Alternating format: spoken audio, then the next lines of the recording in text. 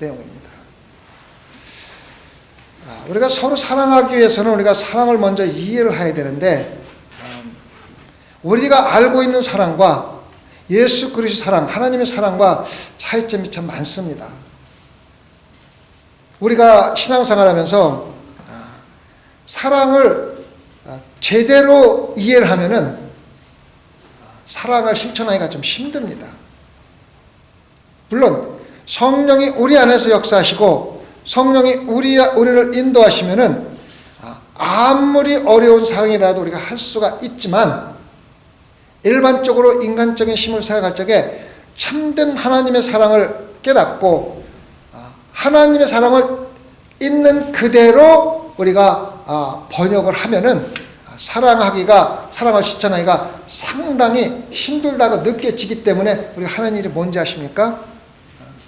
그런 하나님의 고귀하신 사랑을 실천하라고 하는 그것보다 사랑에 대한 참된 의미를 희석시키는 겁니다. 이것이 하나님이 우리에게 원하시는 사랑이라고 희석시켜서 그렇게 사랑을 실천하면서 마치 자기가 참된 하나님의 사랑을, 실제 사랑을 실천하는 것처럼 착각하고 신앙생활을 할 때가 참 많습니다. 사랑은 하나님께 속한 것이니 사랑하는 자마다 하나님께로 나서 하나님을 알고 사랑하지 아니하는 자는 하나님을 알지 못하나니 이는 하나님은 사랑이심이라. 사랑은 하나님께 속했다 그랬어요. 이게 무슨 말입니까? 하나님께 속했다. 이 말은 뭐냐면은 사랑의 시작이, 이 세상에 있는 사랑의 시작이, 원천이 어디냐면은 하나님이라는 뜻이에요. 하나님의 뜻이에요. 그럼 우리가 하나님의 사랑을 알지 못하고는 하나님의 사랑을 실천할 수가 없어요. 그럼 하나님의 사랑이 뭡니까? 여러분이 지금까지 신앙생활하면서 생각하는 하나님의 사랑이 뭡니까? 우리가 사랑이라는 단어과 가장 가까운 단어를 하나 선택하라 그러면은 무슨 단어입니까? 우리 이용국 집사님. 죄송합니다. 갑자기 들어와서 정신도 못 차리고 들어와서. 그래서 조금 일찍 오세요. 자, 하나를 고르라면은 무슨 단어를 고를 수가 있습니까? 네? 죽음, 또 제사함, 또 사랑이라는 단어와 가장 가까운 단어는 희생입니다. 희생이 없는 사랑의 표현은 가짜입니다. 다시 말씀드립니다. 희생이 전혀 포함되지 않은 사랑의 표현은 가짜입니다. 반드시 사랑에는 거기에 대한 대가, 희생이 포함되어야만 합니다. 왜 제가 이런 말씀을 드리냐면은 제가 만드는 얘기가 아닙니다. 하나님께 속해 있는데, 하나님이 속해 있다는 뭐냐면 근본이 하나님께 사랑이부터 나왔는데 그냥 말로 사랑하라가 아니라 하나님께서 우리에게 직접 사랑이라는 진리를 갖다 보여주셨잖아요. 어떻게 보여주셨습니까? 뒤에 나오잖아요. 예수 그리스도를 어떻게 했어요? 십자가에 못 박아 죽어서 예수 그리스도의 생명을 희생하도록 해버린 거예요. 희생을. 그래서 사랑의 정도와 희생의 정도는 비례합니다. 그 다음에 사랑의 정도와 하나님을 아는 것과는 비례합니다. 여러분 신앙생활하면서 사랑을 많이 실천하면 살수록 제가 말씀드린 하나님이 말씀하시는 참된 진리의 사랑을 많이 실천하면 실천할수록 하나님을 많이 아는 겁니다. 그렇지, 그래요. 그렇죠?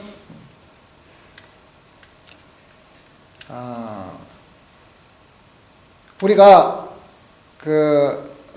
용감한 자를 알고 용감한 것이 뭐고 진리가 뭔지를 알려면은 용감한 사람이 되고 용감한 것이 뭔지를 알아야지 돼요. 우리가 공부를 하기 위해서는 학생이 되어가지고 공부가 무엇인지를 알아야 우리가 공부를 많이 잘할 수가 있어요. 그래서 우리가 무엇을 할 적에 무엇을 알기 위해서는 거기에 진점을 하고 거기에 빠져야만 돼요. 우리가 세상에서 무엇을 잘하려면 거기에 집중을 하고 많이 빠져야만 됩니다. 그냥 건성으로 하는 사람들은 건성으로 할 수밖에 없어요. 그래서 사랑이신 하나님이 사랑이시라는 것 같아 부정하는 사람 없잖아요. 하나님이 사랑이라는 것을 가장 하나님을 가장 잘할 수 있는 것은 하나님이 사랑이기 때문에 사랑을 가장 많이 실천하는 것이에요. 그래서 하나님을 가장 잘 알기 위해서는 사랑이신 하나님을 알기 위해서는 우리가 사랑을 직접 실천하는 겁니다. 그런데 사랑의 실천에는 반드시 희생이 따라오게 됩니다. 값싼 사랑은 희생이 포함되지 않은 사랑입니다. 우리가 남을 도와주고 남을 위해서 사랑을 베풀 때 나한테 부담이 오고 나한테 손해가 오고 나한테 희생이 요구될 적에는 피할 때가 참 많습니다. 거부하거나 피할 때가 참 많습니다. 그건 인간 본성이에요. 본성이에요. 그건 어쩔 수가 없어요. 그래서 하나님의 사랑은 희생과 비례하는데 최고의 사랑이 뭡니까? 죽음입니다. 그래서 순교한 사람은 예수님이 재림하시기 전 이미 재고 먼저 뭐합니까? 재림합니다. 그래서 제가 지금 요한계시록을 강의를 한번 하려고 제가 요한계시록을 지금 열심히 공부하고 책도 몇 권 사갖고 지금 보고 있는데 요한계시록에서 또 하느님 나라에 대해서 성경에 나온 구절 중에서 가장 먼저 부활하는 사람이 누구냐면요, 순교한 사람이에요. 그래서 우리가 많은 사람들이 기독교 역사를 보면은 참 순교한 사람들이 참 많습니다. 근데 많은 사람들이 그 사람들을 어리석다, 무의미하게 죽는다 이런 식으로 많이 하는데 순교하는 것만큼 하나님의 사랑을 고귀하게 나타내는 방법이 없습니다. 그건 왜? 예수님이 가장 귀한 사람을 어떻게 보냈어요?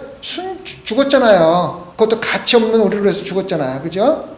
그렇기 때문에 희생이 크면 클수록 그 사랑은 큰 거고, 사랑을 많이 실천하면 할수록 하나님을 더 깊이 하는 겁니다. 깊이 하는 겁니다. 근데 이러한 사랑의 실천은 우리가 생각이나 우리의 뜻대로는 못합니다. 순교를 하는 거요, 자기가 아무리 희생정신이 강해도 할 수가 없어요. 할 수 있는 유일한 방법은 성령님께서 우리를 인도해 주셔야 돼요. 그래서 성령이 얼마만큼 충만하냐를 볼 수 있는 객관적인 방법은 여러분이 얼마만큼 예수 그리스도의 사랑을 실천하느냐에 따라서 저 사람이 정말 성령이 충만한 사람이라는 걸 갖다가 볼 수가 있고 느낄 수가 있어요. 하나님이 보여주신 희생이 요구되는 사랑은 성령님의 인도하심 없이는 진실되게 할 수가 없어요. 그래서 여러분들이 얼마만큼 사랑이 큰, 희생이 큰 사랑을 하느냐에 따라서 여러분들의 그 성령의 충만함의 정도가 측정되어지고 여러분이 하나님을 알고 있는 정도가 측정되어지는 겁니다. 여러분이 지식적으로 신학자들은 아무리 상이라는 말을 자세히 설명을 하고 우리가 이해할 수 있게 설명을 해도 그거는 지식이지 사랑이 아니에요. 지식으로 가리키는 거예요. 그래서 그건 신학자들의 말하는 거. 목회자가 아무리 사랑을 많이 막 설교를 하고 여러분들이 은혜 받기 설교를 해도 목사가 사랑을 실천하지 않으면은 그 사랑은 그냥 지식이에요. 제가 요즘에 그 야고보서를 처음부터 1장부터 5장까지 설교를 하고 있습니다. 지금 2장을 하고 있는데 이번 주에 설교하는 내용이 사랑에 관한 설교입니다. 사랑이 포함되어 있는 설교입니다. 우리가 지난주에 사람을 차별다하고 구별하고 또 자기들이 취미가 맞고 성격이 맞고 좋아하는 사람끼리 모이는 것에 대해서 제가 설교를 했고, 그것을 해결하는 방법을 이번에 설교를 하는데 첫 번째 해결하는 방법이 사랑입니다. 우리가 사람을 사랑하면은요, 그 사람들을 차별할 수도 없고 그 사람들을 구분할 수도 없고 사랑하는 사람을 떼놓고서 갈 수가 없어요. 우리가 믿는 사람들이 서로 부를 때 뭐라고 부릅니까? 형제자매라고 부르잖아요. 요새는 집사들이 많아갖고 다 집사라고 부르더라고요. 형제자매라든가 성도라고 부르는 것을 듣기가 힘들어요. 왜? 다 집사니까. 장로교회는 있다는 소리 들었는데 집사교회는 아직까지 못 들었거든요. 근데 대부분의 교회들이 90%가 다 집사야. 그래서 제가 사회비 목사가 돼갖고 집사교를 한번 설치해볼까 하는 생각을 해봤거든요. 잘못된 겁니다. 그래서 집사의 참된 우리가 의미를 깨닫지 못하면은 집사라는 성경에 나오는 참된 의미를 모욕할 경우가 참 많습니다. 그래서 제가 요즘에 기도를 많이 하면서 내년 1월 1일부터는 미안하게도 우린 전부 다 성도를 좀 부르면 어떨까? 그러면 집사의 그 의미는 일을 맡겨주고 그 일을 하도록 해주는데 집사라고 부른 거예요. 예를 들면은 부육장이라든가 선교부장이라든가 아니면은 뭐 재정부장이라든가 이렇게 직책을 맡겨주면서 일을 하는 사람이라고 불러서 했는데 요즘에는 계급으로 그냥 나눠져 버렸어요. 성경에도 없는 서리 집사부터 시작해갖고 임시집사부터 집사갖고 안수 집사부터 시작해갖고 별 집사가 다 있잖아요, 그죠? 그건 뭐 다른 거고. 그래서 사랑에 대한 얘기를 했는데 제가 예물 하나 준비된 게 있는데 오늘 우리 이장로님하고 신집사님으로 해서 내일 들 예물을 그냥 한번 얘기하고 다른 사람들은 또 한번 들어도 그냥 2번 은혜 받으세요. 아프리카에 그 선교사님이 갔는데 그 선교사님이 교회 온 아이들한테 그 빵을 하나씩 나눠줬어요.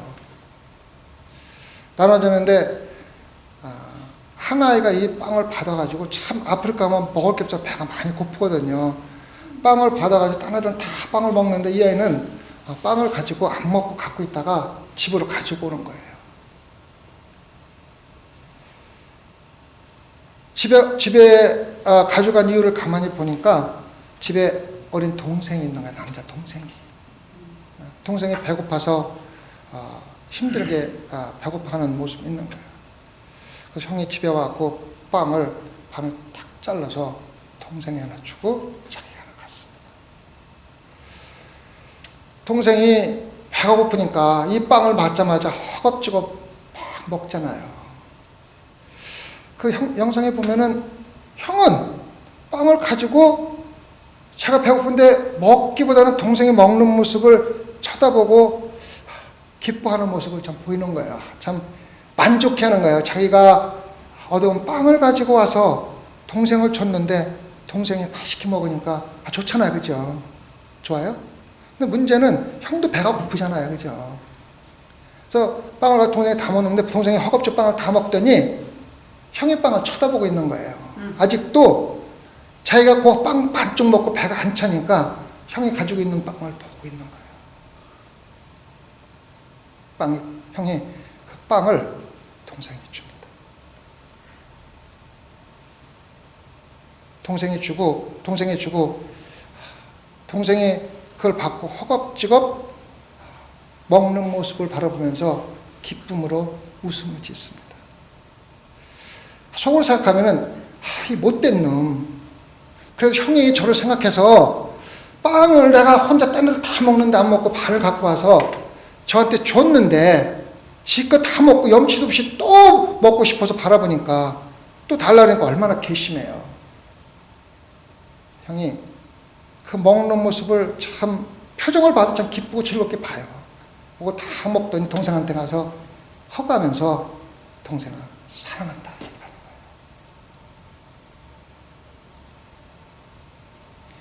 여러분, 이것이 사랑의 표시입니다. 우리가 형제자매라고 부르기 참 쉬워요. 근데 형제자매의 의미가 뭐예요? 형제자매라고 대접 한 번도 해본 적도 할 의지도 없으면서 형제님, 자매님 듣기 좋지요? 말하기 좋지요? 여러분 생각해 보세요. 하나님이 여러분에게 준 모든 것이 하나님의 축복이라고 생각하면서 내가 가지고 있는 하나님의 축복을 그 부스러기를 필요한 사람이 나눠주고 혹시 내가 가지고 있는 나머지를 혹시 더 달라고 하지 않을까 뺏어가지 않을까 경계를 하면서 내가 먹잖아 다 그 빵을. 그게 우리 모습이에요. 그러면서 뭐라 그런지 알아요? 나는 기독교이냐? 나는 형제자를 사랑해. 떠버리고 다니는 거예요. 부끄러운 줄 우리가 조금 알아야지 돼. 왜? 형제자매라고 부르지 말지. 형제자매라고 보기 좋게 불러놓고 나서는 형제자매의 대접을 하나도 안 하고 남 대접하는 거야. 모르는 사람 대접하는 거야. 관심 없어. 굶든지 먹든지 살든지 관심 없어. 그리고 나는 예수 그리스도의 사랑을 실천하고 산다고 하는 것이 대부분의 기독교인들의 모습이라는 거예요. 희생이 전혀 없어. 내가 배고프면 나 먼저 먹어야 돼. 하나님이 축복해 주신 거는 나를 먹으라고 준 거지. 물론 선교사가 이렇게 빵 줄 때 너 먹으라고 준 거죠. 그런 거에는 한 가지 더 생각해. 하나님은 부스러기 조금 나눠주고 나서 크게 뭐 많이 준 것 같이 생각을 하고 신앙생활 하는 건 참 굉장히 부끄러운 일입니다. 저는 내년에 선교 헌금을 엄청 많이 잡으려고 그래요. 그래서 막 그냥 부담이 될 정도 잡아가지고 가능하면은 많이 나눠주고 싶어요. 가난한 사람들. 미국에는 참 부자들이 많으니까 그렇잖아요. 그래서 황영근 집사님은 내년에 선교 헌금 좀 많이 잡으셔 얘기했어요. 여러분, 예수님이 우리를 사랑한 것은 십자가에서 돌아가는 사랑이에요. 죽는 사랑이에요. 희생의 사랑이에요. 근데 우리는 너무 형식적으로 입으로만 사랑하지 실질적으로 희생이 포함된 사랑이 요구되면은 피하거나 다른 방법으로 사랑을 희석시켜서 그것을 마치 내가 사랑을 잘 실천하고 사는 사람처럼 행동하는 신앙생활입니다. 조금만 교회에서도 희생이 필요하면은요, 안 해요. 신앙생활 편하게 해야지 돼요. 부담 없이 해야 돼요. 조금 부담 주면은 왜 목사님 부담 주냐 그래. 그게 우리 실정의 모습대요. 여러분들이 그렇다면 나도 마찬가지예요. 하나님이 더 많은 것을 희생하라고 요구하지만은 못하고 진짜 부끄러운 거예요. 그래서 그러니까 사랑은 하나님께로부터 시작했고 그 사랑의 표본이 예수 그리스도입니다. 예수 그리스도가 십자가에서 돌아가셨기 때문에 하나님이 우리를 사랑하고 있다고 알고 있는 거예요. 그리고 하나님의 요구하는 거, 우리한테 요구하는 것은 내가 너희들을 사랑한 것 같이 우리도 서로 사랑하라 그래요. 11절에 우리를 사랑하셨은즉, 하나님이 우리를 사랑하셨은즉 그렇게 사랑하라는데 누가 감히 목숨을 바칠 정도로, 그것도 죄인들을 위해서 목숨을 바칠 정도로 사랑할 수 있는 마음을 가지고 신앙생활을 하느냐가 우리가 깨달아야 되는 거예요. 적당히 하는 사랑은 하나님의 사랑이 아니에요. 적당히 하는 사랑은 희생이 반드시 오게 돼요. 하다못해 내 시간이라도 또 내 어떠한 것이라도 희생이 요구되는 사랑이 참된 희생이에요. 왜? 그거는 제 말씀이 아니라 하나님 우리의 사랑의 표본이 되셨는데 그 사랑의 보이신 표본이 희생은 사랑이에요. 예수 그리스도가 십자가에 죽는 희생을 한 사랑이 바로 예수 그리스도 하나님의 사랑이에요. 그리고 성경 말씀은 하나님께서 사랑이 낮고 또 하나님 우리를 사랑하고 같이 똑같이 사랑을 했기 때문에 우리의 사랑은 반드시 희생이 되고 최고의 사랑은 순교입니다. 그래서 순교하는 사람은 이 세상에서 제일 먼저 들림을 받는 거예요. 여러분, 그 들림을 받는 데는 그 말이 여러분들 아주 가볍게 생각하고 쉽게 생각하면 들림 조금 늦게 받으면 어떻게 하지라고 생각을 하는 사람들이 참 많을 텐데요. 들림을 받고 나서 7년 환난이 옵니다.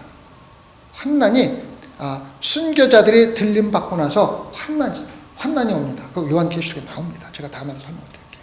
그래서 먼저 들림 받는 것이 얼마나 고귀하고 값진 건지를 환난 받을 적에 알 수가 있는 거예요.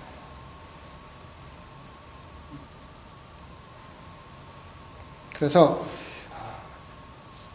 많은 사람들이 나는 하나님을 봤어, 경험했어, 천사가 나타났어, 환상도 있고 우리가 그렇게 볼 때도 있어요. 그러나 참된 하나님을 보았다고 증거할 수 있는 것은 예수 그리스도가 보여준 사랑을 실천하는 데서 비로소 저 사람이 비로소 하나님을 알고 깨닫고 본 사람이구나 하는 것을 갖다가 객관적으로 보여줄 수 있는 거예요.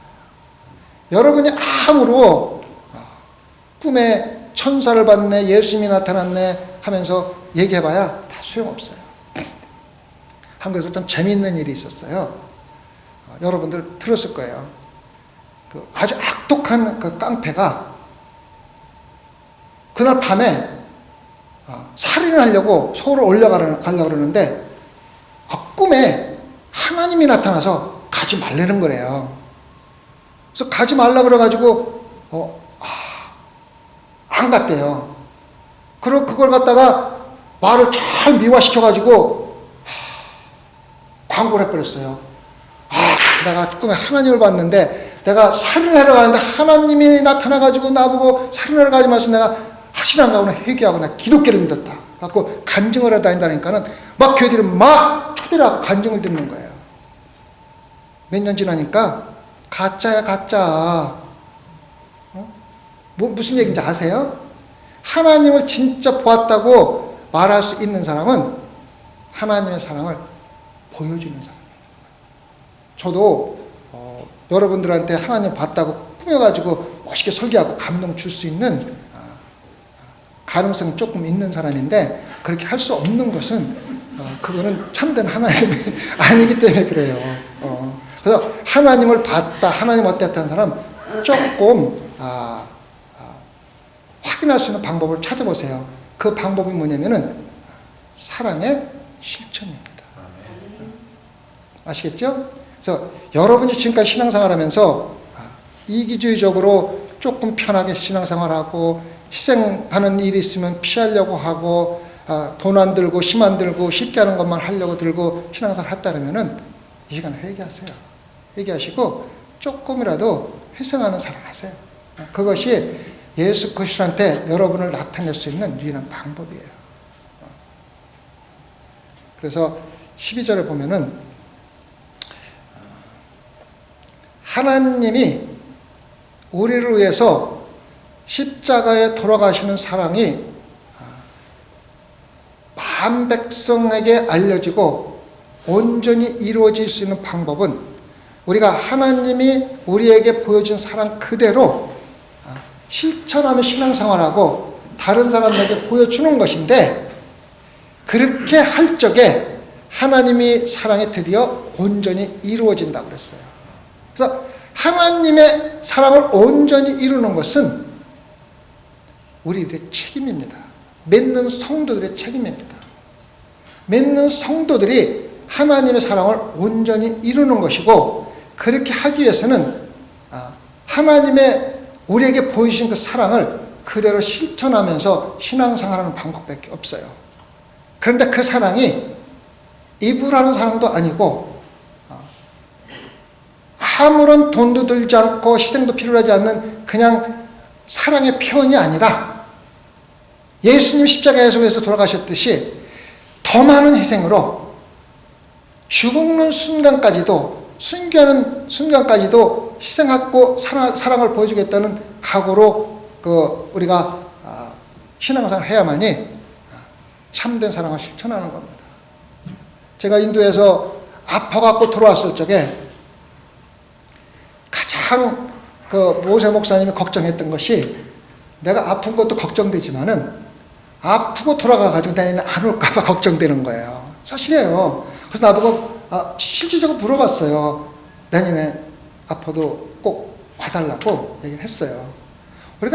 우리가 하나님을 섬기고 하나님을 위해서 사랑을 표현하고 하나님의 일을 하다가 조금 힘들고 어려움이 닥치고 내가 생각했던 것보다 심하게 나한테 어려움이 닥치고 고통이 닥칠 때는 포기하고 안 할 때가 참 많습니다.